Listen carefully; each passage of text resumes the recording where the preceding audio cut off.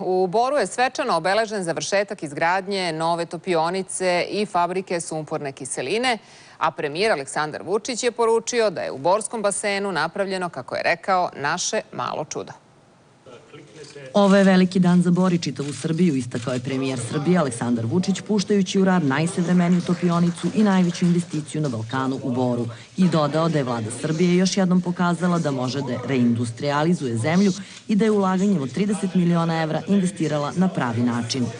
Mi smo smatrali da je bolje da ulažemo novac u razvoj, da ulažemo novac u našu industriju, da ulažemo novac u našu budućnost.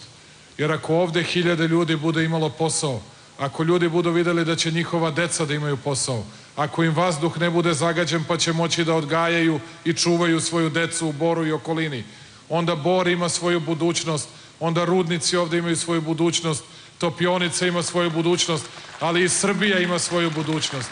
Samo povećanjem proizvodnje mi ćemo uticati na povećanje, što će i učiniti ova nova fabrika, povećanje učešća zapravo u BDP-u države Srbije. I već u sledećoj godini je naše učešće veće, a za 3 godine povećati skoro za duplo učešće u BDP-u države Srbije. U čitav projekat izgradnje nove topionice uloženo je oko 250 miliona evra. Radovi su trajali 3,5 godine, a angažovano je oko 25 domaćih i stranih kompanija.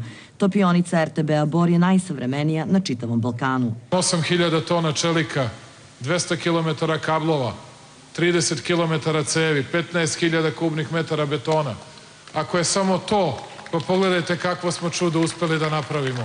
A zahvaljujući tom čudu, kaže premijer, ne samo Bor, već i čitava Srbija živeće bolje. Ja sam danas srećan što sam video osmeh na mnogim licima ovde, što sam video osmeh na licima ove dece koja znaju da to i njima znači budućnost, da će Bor u godinama koje dolazi biti bogatiji, da će ljudi u Boru biti bogatiji, da će živeti zadovoljnije, ali i cela Srbija će od ovoga imati velike koristi.